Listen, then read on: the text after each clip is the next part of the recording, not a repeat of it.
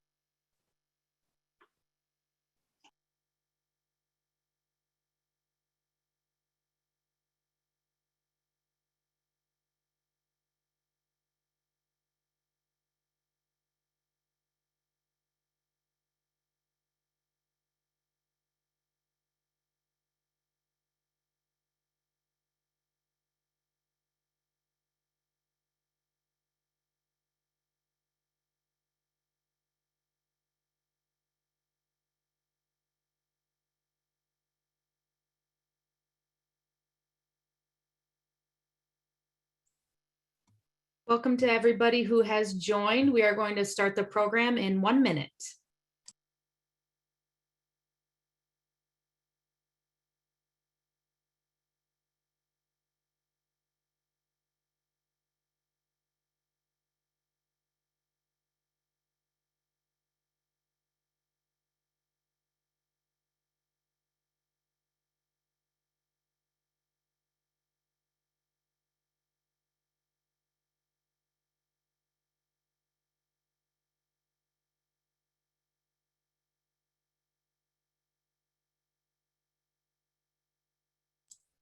Okay, so it looks like it is 7 o'clock and people are joining us. So we're so excited to have everybody here tonight, and especially excited to have our expert speakers, Dean Kathryn Boor and Associate Dean Jason Kahabka with us today.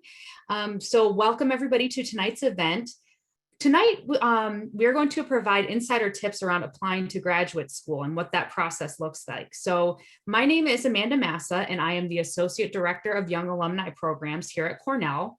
And tonight's webinar is part of our Alumni Career Support Program. And you can find more about that program, including recordings of past programs, resources, a career book list, articles, and much more at our website, which my colleague Nicole is going to put into the chat right now. And we will also share that website after the program has concluded. If you have any questions for tonight's speakers, please put them in the chat at any time. And now I'd like to hand things off to this evening's speakers from Cornell's Graduate School. Dean Kathryn Boor, class of 1980, and Associate Dean Jason Kahabka, class of 1998. Welcome.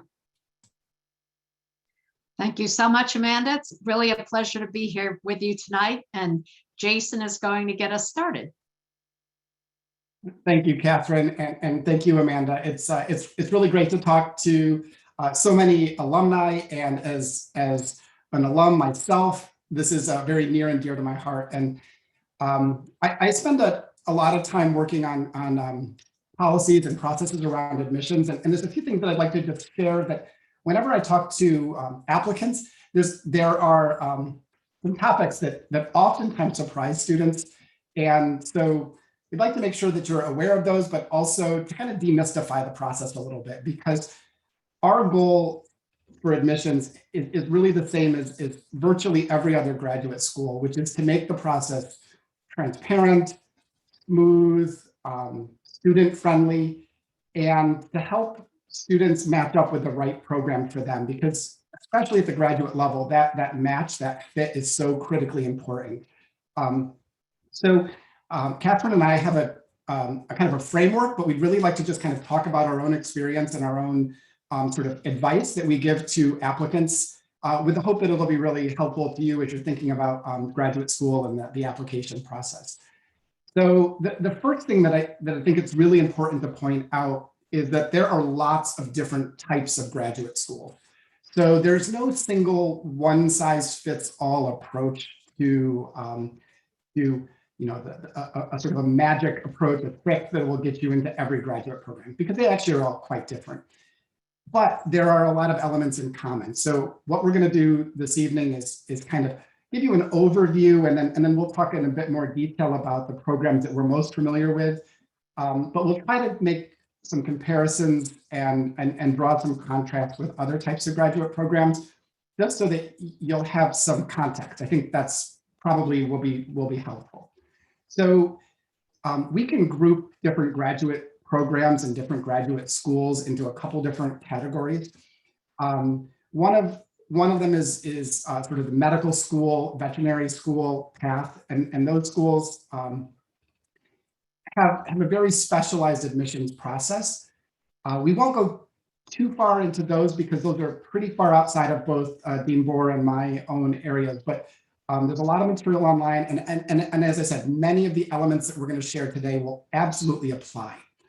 And then there's some other professional programs like law school and business school. And again, those tend to be very specialized, and they are geared towards preparing students to be successful in a profession.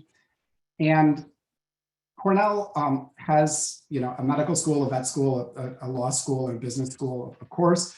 So we can speak to those and we can answer questions about those. But again, that's a bit outside of the graduate school's purview. So where we would really like to focus in and offer our most direct sort of guidance and tips is on these last three categories. These are professional master's programs. And again, these are preparing students to develop skills that will be applied directly in a career path, in a profession. That contrasts a bit with research masters and research degrees, both master's and doctoral. They provide students with a set of skills that are fundamentally geared towards generating new knowledge. They're part of the research endeavor of asking new questions, exploring whether it's science or humanities or social sciences or engineering, to really push the frontier of human knowledge. So in those contexts, there's a whole set of skills around that. And that's the area where both Dean Boor and I spend most of our time working with students. And so that will be our point of reference for a lot of what we're talking about. And let me ask Kathryn, in just the way I frame this, research degrees, professional degrees, in your experience, both as a college dean for CALS for many years that offered at various points business degrees, undergraduate degrees, has doctoral programs, master's programs. Are there any comments that you'd like to share with the alumni today about these differentiations in the types of degrees? Sure. And so it is really important to be able to sort through these different degrees and to understand the different directions in which they will take you. So for example, a professional master's degree, I'll put this in the context of food science, since that's the department in which I'm a faculty member and the program with which I'm the most familiar. And so a professional master's degree in food science is a perspective that's based on about 30 credits of coursework, plus, or well, not minus or more, as well as doing a project, a specialized project, working closely with a faculty member or with a research group. And the whole point of a professional master's, this is a perfect program for someone who has a fundamental science background, maybe a Bachelor of Science in an area, but who hasn't really specialized in food science. And for someone who wants to go in a career direction, this is a terrific way to really sharpen and hone your skills for a certain set of career opportunities. So a professional master's in particular is a way to do a career redirection, for example, or a career sharpening. So focusing you for a specific set of job opportunities, but with a course-based approach to that. So really gaining subject matter. research degrees, so research masters and a doctoral degree, those, as Jason said, those are really focused very little on coursework and very much on the experiential part of discovery, new knowledge, new information, asking new questions. And the real emphasis there is in training you with regard to how to ask research questions. Now, master's degree, a Master of Science, for example, is a degree that can take you into a wide range of career opportunities, whether it's government, whether it's industry, whether it's working for cooperative extension, for example, in New York State or some other state. A doctoral degree really is a research degree. The intent in general is to continue on for a research career or administration and research or some other area like that. But the idea here is the emphasis is really much lower on coursework, much higher on time spent doing discovery work. And I think it's important to frame our conversation, everything that comes next, with these through this lens, because fundamentally, the professional degrees, certainly the professional master's degree, are structured and because they're course-based, they'll be more familiar to you through the lens of an undergrad experience. It is a progression. It's obviously more rigorous. It tends to be more specialized, but they are fundamentally course-based. That's obviously quite different from a medical program that has clinical experience or a vet program, or these research degrees. And so let's jump to the next slide and let's talk a little bit about how that impacts the way you present yourself as an applicant. So one of the points that I really try to emphasize to students who are thinking about graduate school, before you log into the application form, before you even come up with your short list of programs you want to apply to, you really need to begin doing research and thinking about researching programs in a way that's a bit different than you may have approached selecting your undergraduate school. And we know what happened there. You're all alumni of Cornell, so you've all made good choices as in picking your undergraduate college, but there are some ways that's actually quite different from trying to find an undergraduate school, because individual programs and their, at a very granular level, their faculty will have quite a different bearing on your graduate experience. So as an undergrad, you'd spend 4 years in a program, you would take courses with, it might be rare to take a course with the same instructor twice. You may never have the same instructor in two classes. At a graduate level, you may find yourself working very, very closely 5 days a week for years on end in a model that's almost like an apprenticeship. And so for doctoral study, that level of specialization means that it's incredibly important to find not the right college, but the right program and the right faculty mentors to get you where you want to go. And so one of the things that we try to do at Cornell, and I think you're going to find that most of the large research universities and top schools in all of their disciplines try to put as much information at this very granular level on their website. So the way to approach researching a graduate program is really to look at the goals and their focus areas. And I use a kind of a funny example that I'll occasionally get emails out of the blue from an applicant that says, I'm super interested in coming to Cornell. It's such a wonderful place. I've heard so many great things. I'd really like to focus in clinical psychology. And, I wonder if you have funding. And we don't have a clinical psychology program. We have a fantastic psychology program. And they do amazing, amazing cutting edge research in things like neuropsychology and many other areas, cognition. But it's not a clinical psychology program here at the Ithaca campus. So just because Cornell is well-renowned and because we have an amazing psychology department, that does you no good if it's not the right psychology department. And that can be true for almost any discipline. Because specialization is so intense, especially at these highly advanced degrees, you really need to kind of drill into that. The other thing is that before you start applying, it's so important to reflect on your own goals and your skills. First of all, to make sure that you're finding the right graduate program, But even more so, I think that's kind of self-evident, but you really have to take this moment to reflect as you start to prepare how you're going to frame your application. Like, how are you going to describe yourself? What are you going to say about yourself? What is the narrative? What is it that you want this program to know about you? And you're making a persuasive argument, right? You're making a persuasive case that you're going to be a top candidate for this program.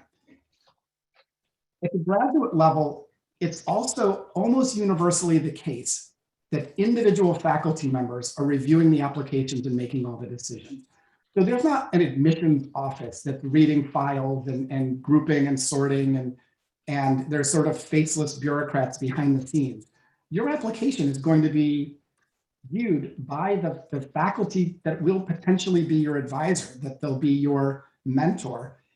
And so this is your first impression, and it's really important to kind of think through that. And so, I tell students that are applying to PhD programs, don't just read about the program.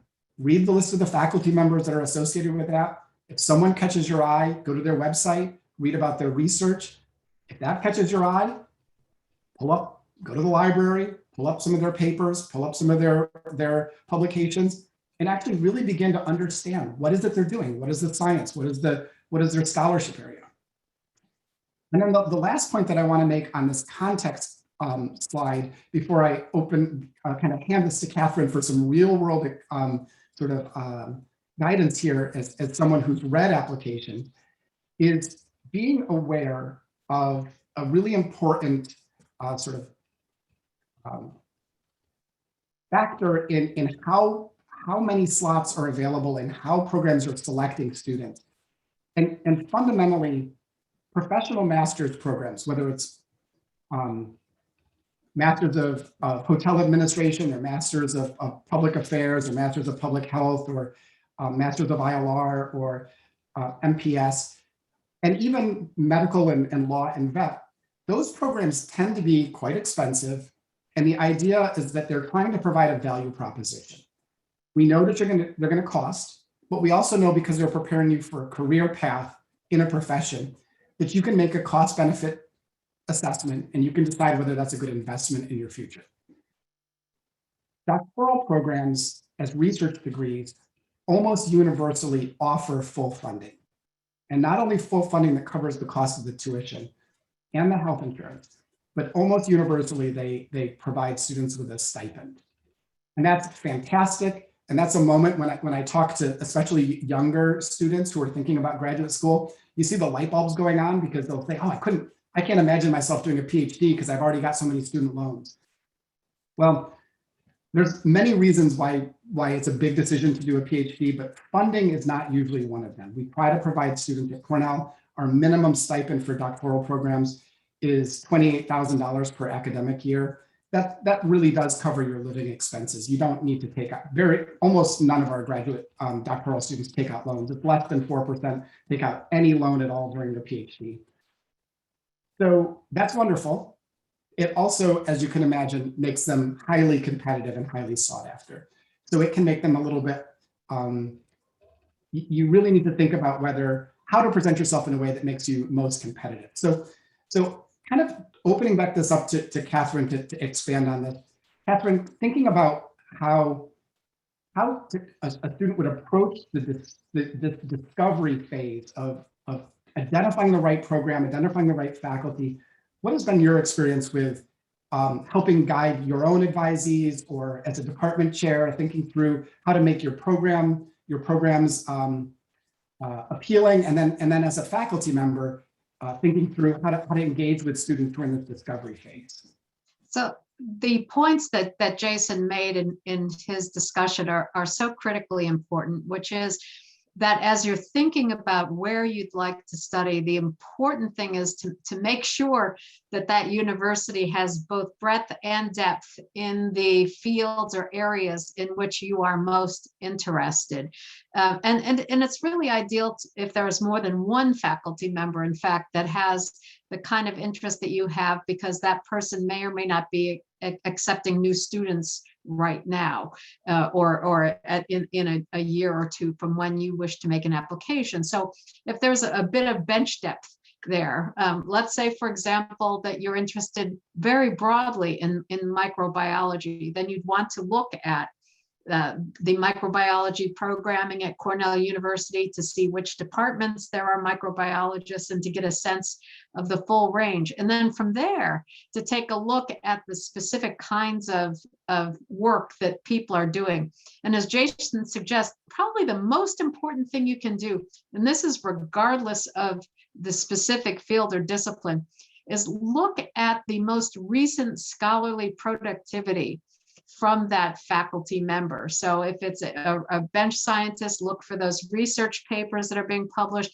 If it's someone in the performing arts, look to see what performances or other creative projects have been emerging, and make sure that the person that you're looking at or the people that you're looking at are active now, that they're at a point in their career where there's a lot of activity in their group and a lot of things that are going on in their program.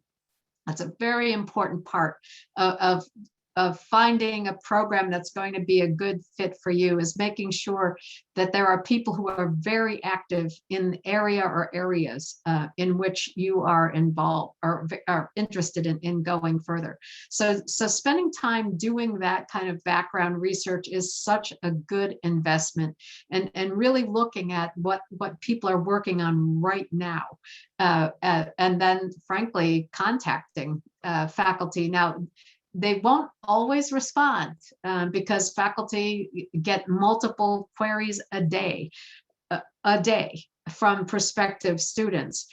So they won't always necessarily respond, but reaching out and contacting them, asking if they'll be taking students, and seeing if you can get a response back is a really, really good idea.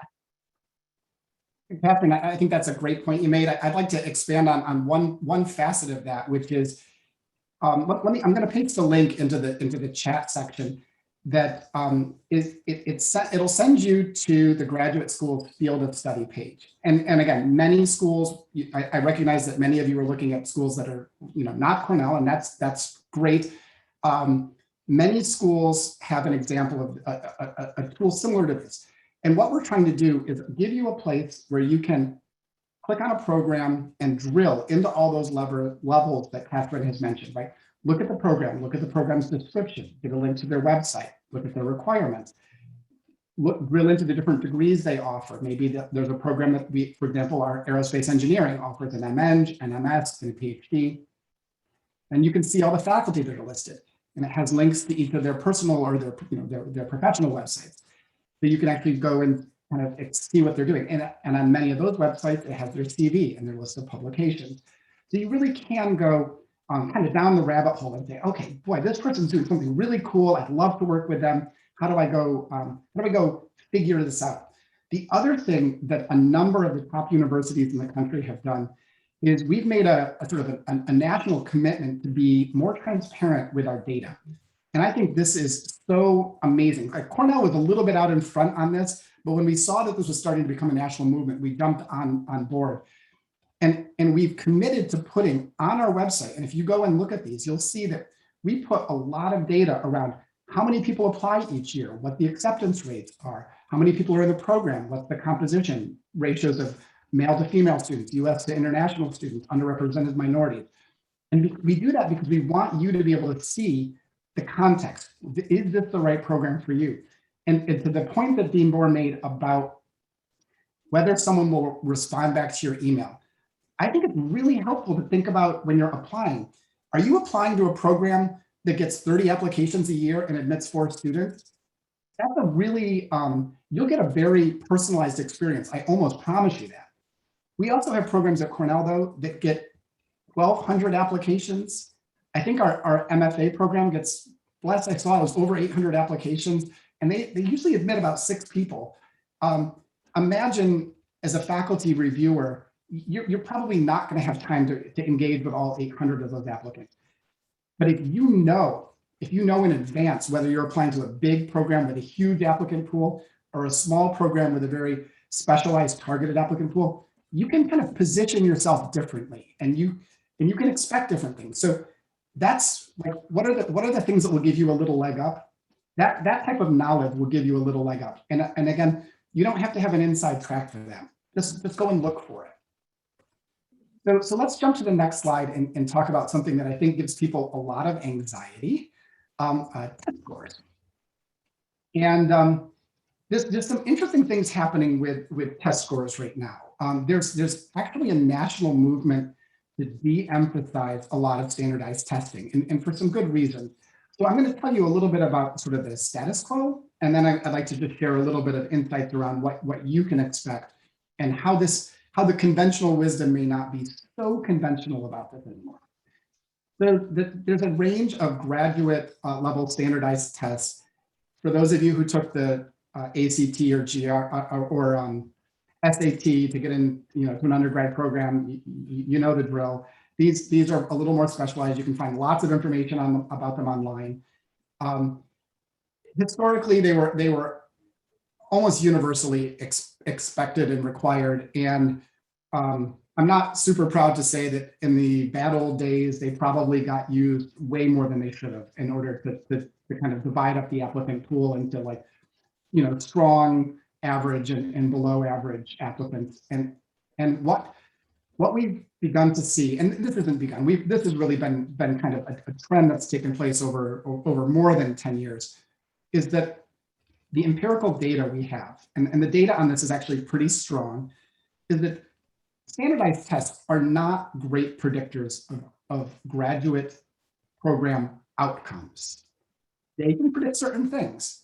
They can predict how likely a student is to be successful in their first year. Coursework, they help in some ways. They can help level the playing field when students are applying from schools that might be unknown to the application reviewers. And we get a lot of applications from international schools, and maybe we've never heard of them. So looking at their transcript isn't super helpful.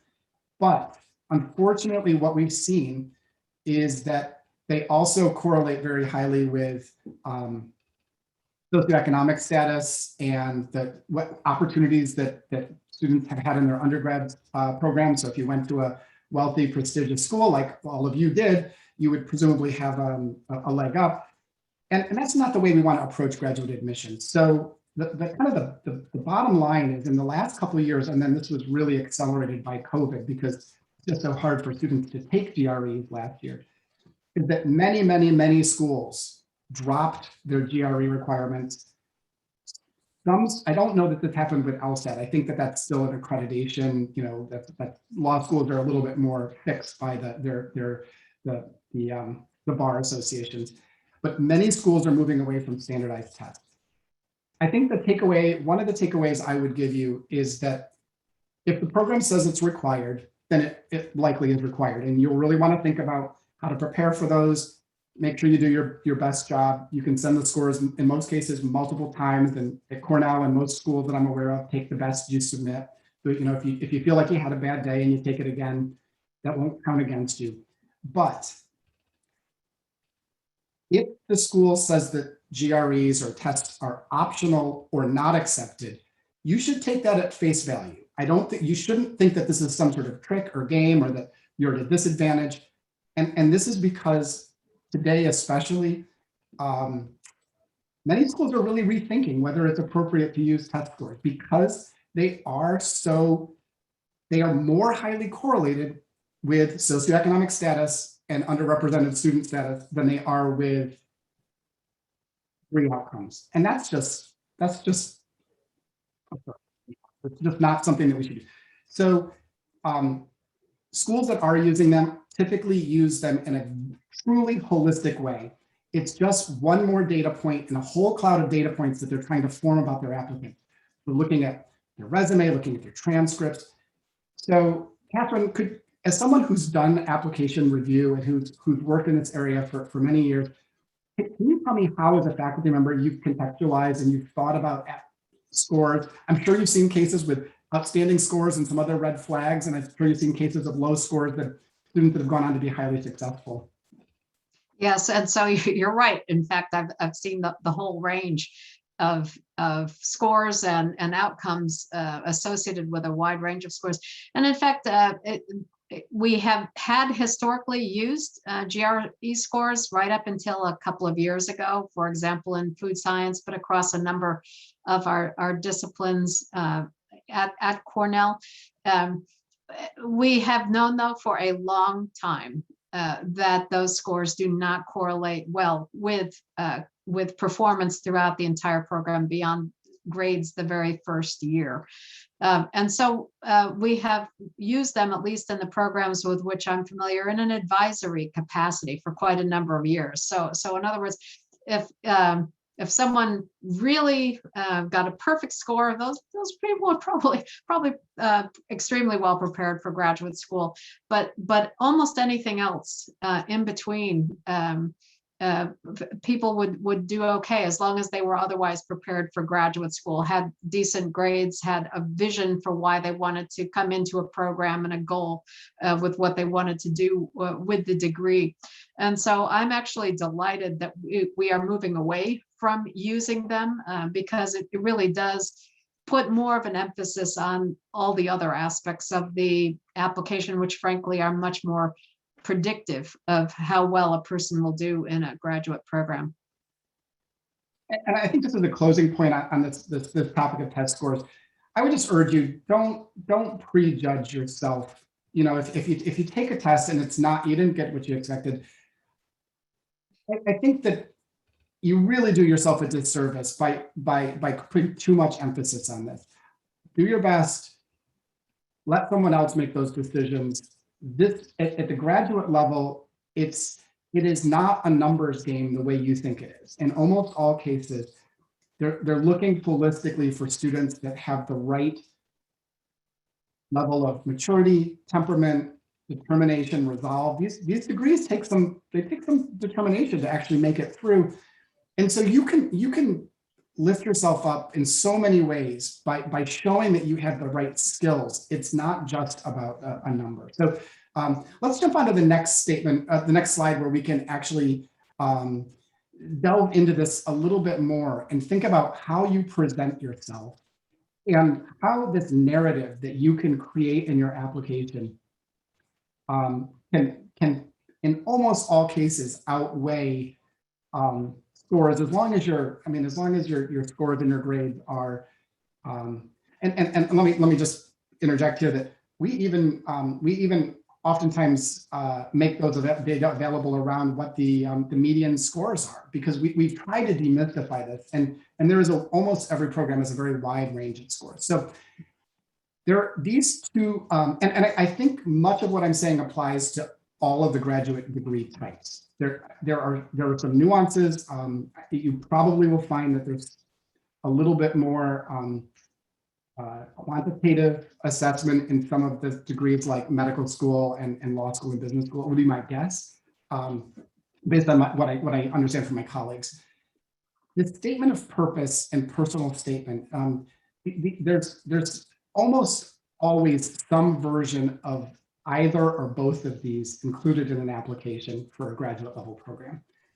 And this can be something that's a little bit confounding to people. And this is an area where I think it's actually really important to put some focus. This is probably the most challenging part of the application process, because nobody likes to write, well, most of us don't like to write about ourselves, right? And it's a little awkward and it feels really personal, but the statement of purpose, and when on our application, we actually provide some context, and we don't want this to be a terrifying experience. So we tell you what it really is used for, but the idea is to describe a little bit about your academic journey, like how did you get here? If you're applying to a professional program, probably ought to weave in some themes about your professional journey. If you're applying for a research program, you probably ought to weave in some themes about your research journey. And you need to frame yourself, like, why are you interested in this? What do you plan to do? And if you've had some pretty cool experiences, sharing enough of those that the faculty who are reading this can kind of get a mental picture of who you are as a person, who you are as a student.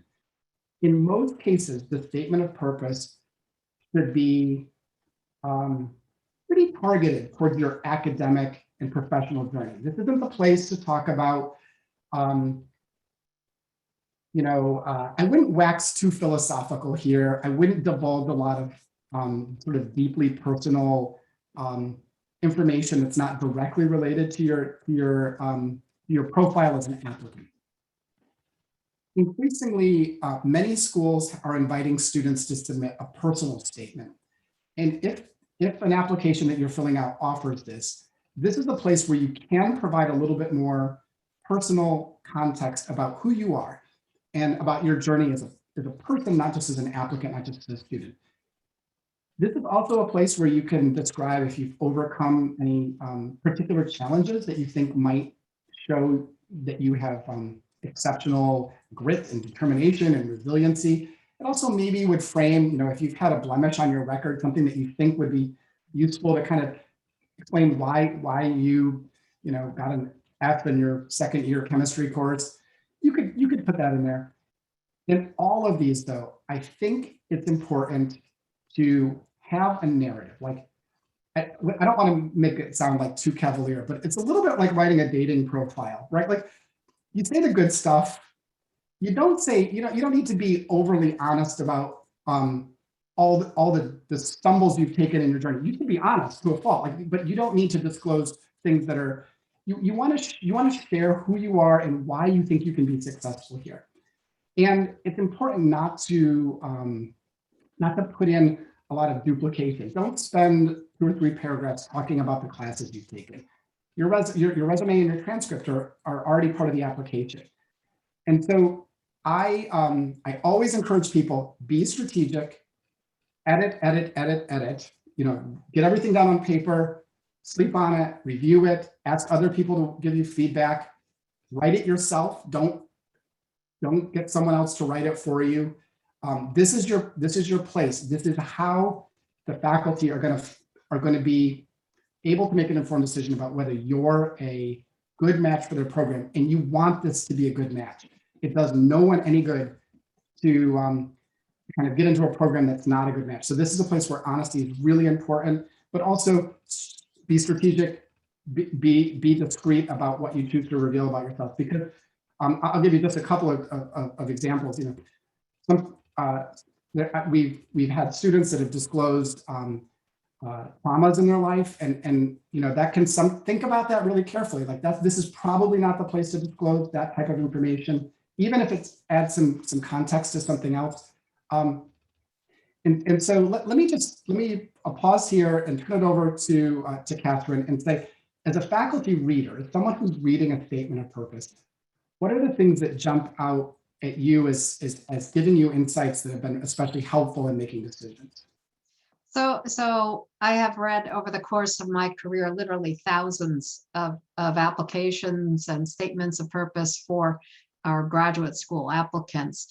And so I'll give you some very directed advice right now. So if you think about it from this perspective, from a faculty member's perspective, you're looking at these applications for someone who runs a laboratory, for example, or has a research program. You're looking for someone who shares your passion for the work that you're doing in the laboratory. So you're reading this to see if someone has thought through what it might be like to be doing bench research on microbiology or in food science or in astrophysics or whatever the field is. Have they really thought it through? What is the pathway that has brought them to this moment where they think that this is what they want to do? And have they dabbled in it a little bit? And are they showing some sign of persistence, some element that has shown that this interest has been one that they've had for some time, and they can describe how the interest has developed? That's what a faculty member is looking for, some evidence that the person who's writing the statement of purpose actually understands what it is they're applying to get themselves into. And that's what we're looking for. I mean, of course, always looking for someone who's interesting and has done some interesting things. But what we're really looking for is someone who can plug into our program, into our lab, or into the research environment for the department or the unit. And so just really understanding the research that's done in that unit and making sure that what you're writing matches beautifully with the programming that's happening in that unit is by far the best way to make a faculty member excited about you as an applicant.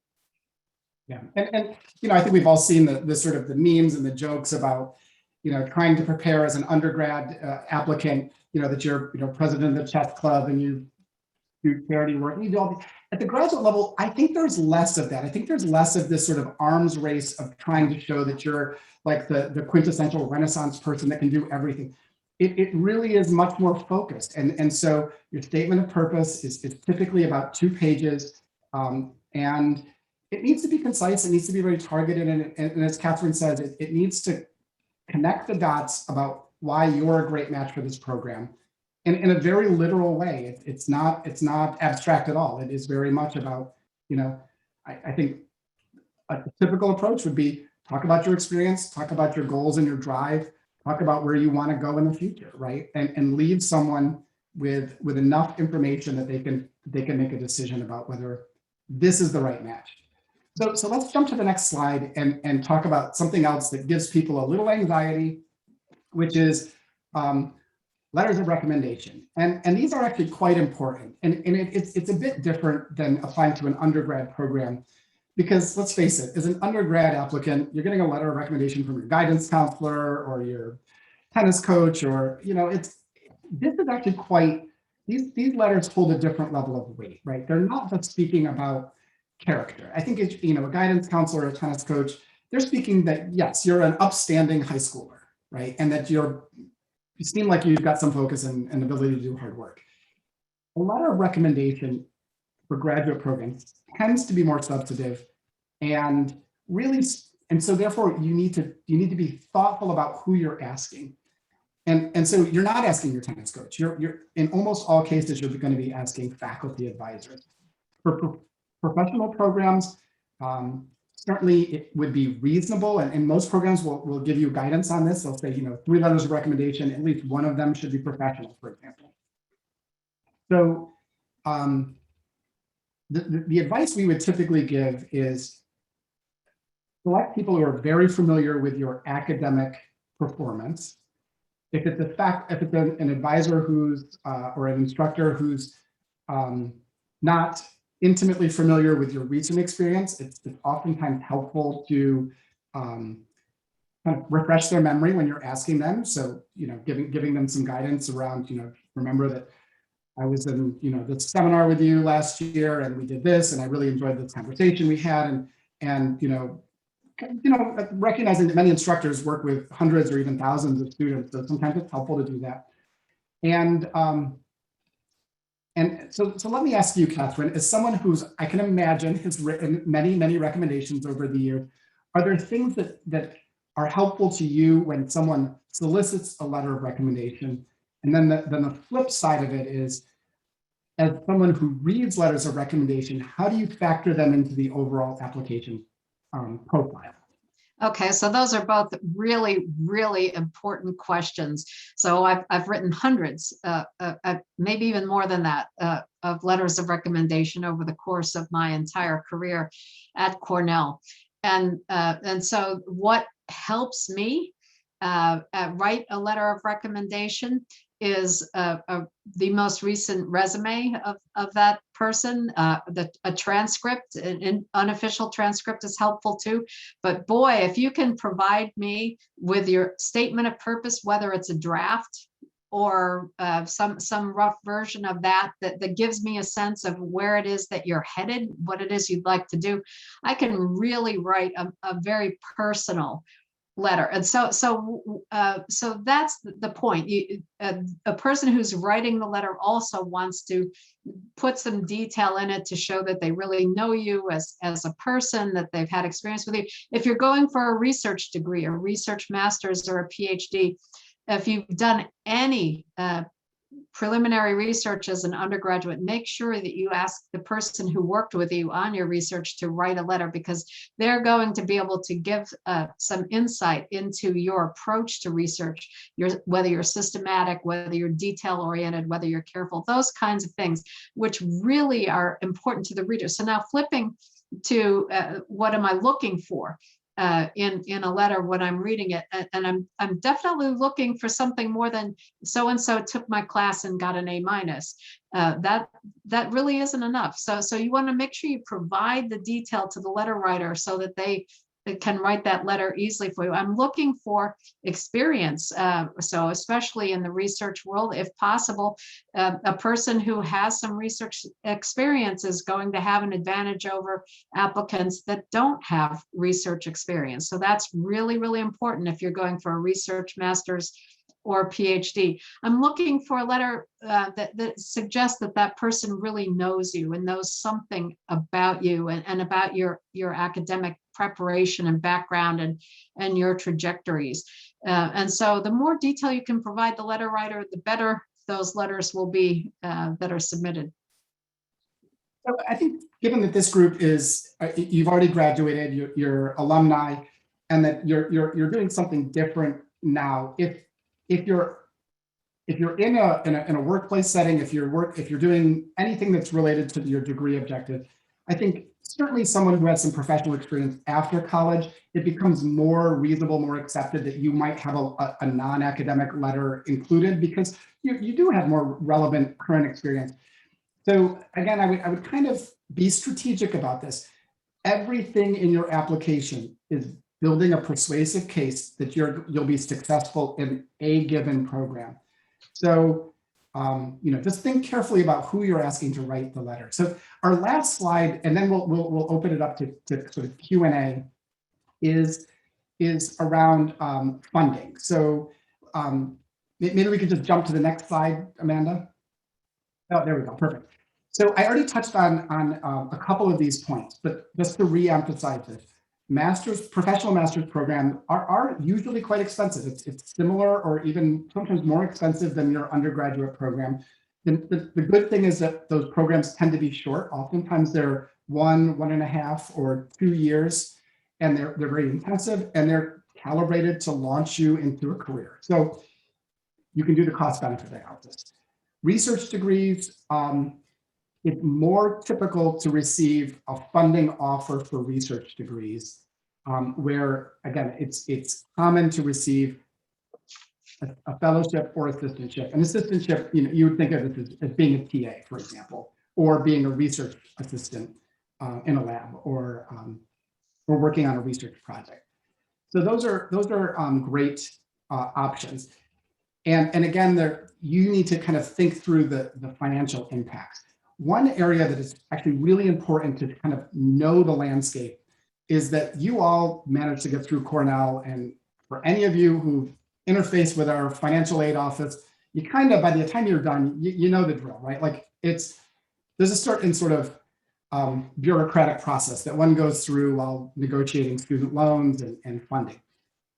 It actually is a whole different ballgame for graduate studies, because at the undergraduate level, and especially at a place like Cornell, students are packaged, right? You get a need-based aid package. And if you qualify for loan aid, the idea, Cornell has a deep commitment to making sure that students get enough funding to make their education affordable for them and their families. At the graduate level, this is not a Cornell thing. This is a national. This is the dynamics of how Title IV federal student loan funding works. Is graduate level programs are not need-based. They don't look at your family's income typically. They are tend to be merit-based. So any scholarships or fellowships you're offered are based on your academic performance, and student loans are typically don't factor in your parental contribution. They do look at things like credit and your ability to repay, but I would really encourage you to, if you anticipate needing to take out loans, spend a little time and research how this works. It's different enough from the undergrad financial aid model that you don't want to be blindsided. That said, there are loans, there are funding available. Certainly in the professions, I think we all know doctors tend to take out huge amounts of student loan, but they know that they'll have the earning potential to earn that back.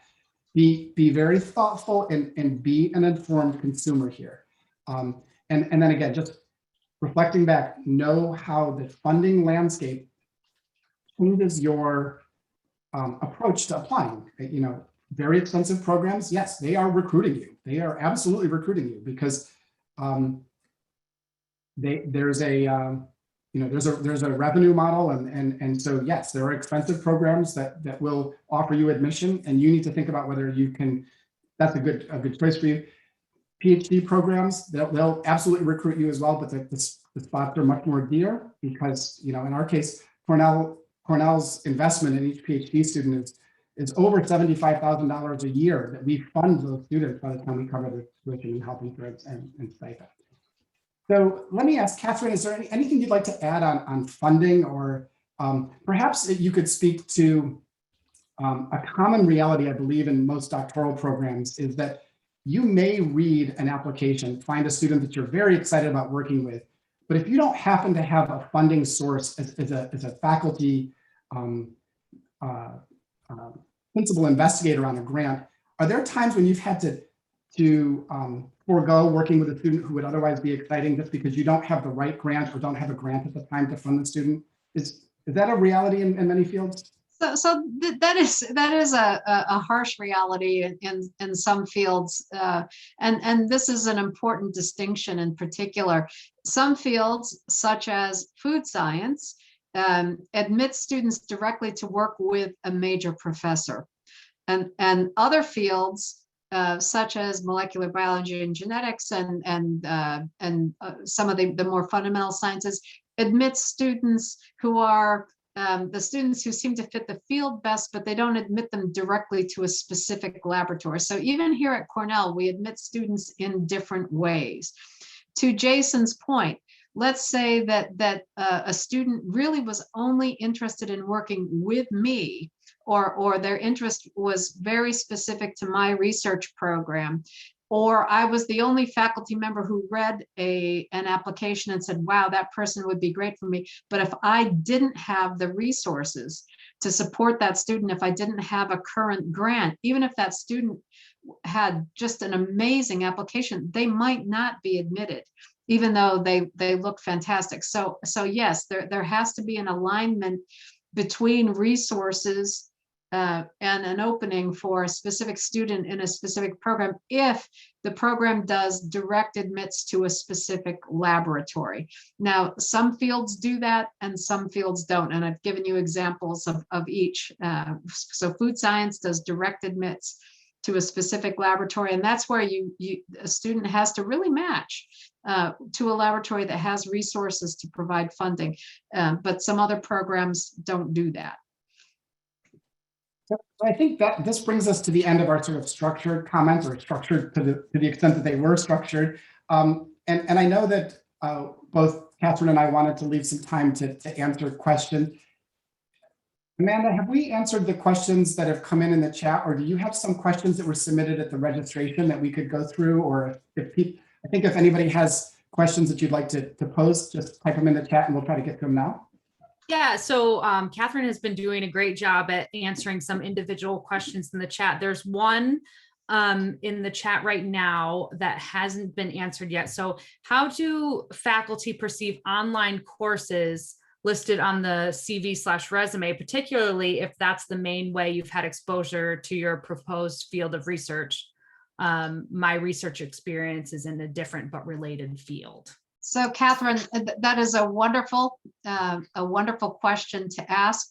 And the thing is, we're about to learn a lot more about that, since most of us have had now a full year of teaching predominantly online. So for the first time, I would say maybe even a majority of the students who will be applying to graduate school coming straight out of undergraduate programming will have had their exposure to their field of passion through their online courses. In that case, I would say be very clear about the fact that your upper level instruction has been online, your exposure has been online, but provide additional evidence for the factors that have led you to want to explore that field further. For example, perhaps you find yourself drawn to textbooks in that area, or literature that's published in that area, or that's the kind of reading you find that you like to do in your free time. So however you can build that case with regard to what now interests you in that field, in addition to that online education, would be very compelling. This is a different question. I just finally had a chance to skim through the chat, and I saw there was one question around GPA requirements and how firm are they. One of the challenges, I can tell you, our admissions office at the graduate school alone, we get over 30,000 applications now per year. So those come from all over the world. And one of the trickiest things we try to do is standardize GPA, because there are dozens and dozens of different scoring systems. So I think if a program says there's a GPA threshold, you should take them at their word for it, that there probably is. And it doesn't make a lot of sense to apply to a program that you're not truly meeting their own requirements, because it's just going to be much more likely that they'll drop you right to the bottom of the pile and maybe won't even review further. So that's a bit of a waste of your time and money if you have to pay. But I would say that GPA is, we have schools that you just wouldn't believe how many different scoring systems there are. So if you think you're close, if you think your school has a, if it's a 4.3 system versus a 4.0 system versus some other system, yeah, or it's also fine to call the programs, and usually there's a program assistant or someone who can give you some answers. So again, don't self-select yourself out of the process. Don't talk yourself out of it. I guess is where I leave that.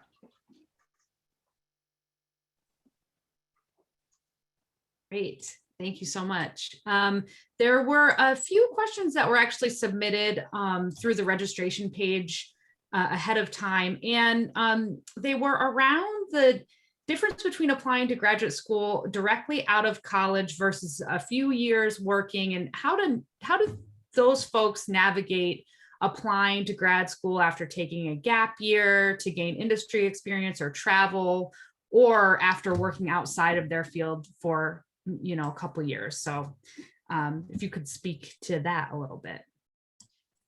Sure. And in fact, actually, if you're applying to business school, it is actually most common to be a few years out of school and to have some work experience prior to going to school. And in fact, actually, medical school now is preferring students who have 1 or 2 years of experience prior to coming to medical school. So this is an increasingly common phenomenon among various graduate and professional programs, and that is to actually prefer to see some experience post undergraduate program. In fact, being very, very candid, if you're thinking about a research master's degree or research PhD program, the very worst reason to do that is because you did well as an undergraduate. You don't have an idea of what else you'd want to do. You really want to go into those programs because you have a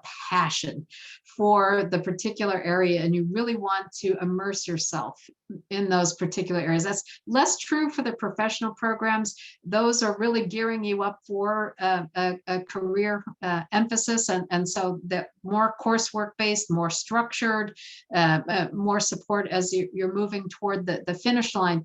Other programs, the research programs, way less structured. And so much more self-initiative and much more self-guidance there. So you really want to make sure that's what you want to do before you go into one of those programs. So actually a couple of years up is a really good idea. I did both. I did my master's degree immediately after my my bachelor's degree. And then I took several years off and went back for my PhD. And so I did both straight to school and then years off before I went. And the one thing about years off before you go back to school is you forget what it's like to have to study nights and weekends. And so you have to readjust to an academic lifestyle when you take time off. But frankly, especially describing the kinds of work experiences and opportunities you've had in a couple of years of work before you apply to graduate school can be a really strong thing for your application. I thought two questions come in that if I could just jump in and try to answer them quickly, I'll do that. One of them is a question from Marie around not getting a letter of recommendation from a current employer because you don't want to disclose to your current employer. I think that's very reasonable. I wouldn't anticipate that would be penalized. No. I don't think that faculty, when they're reading, in my experience, are incredibly focused on some very specific things. Will you be successful in this program? I seldom hear faculty that are kind of looking for these sort of secondary factors like, oh boy, that's odd that they didn't provide something from their current employer.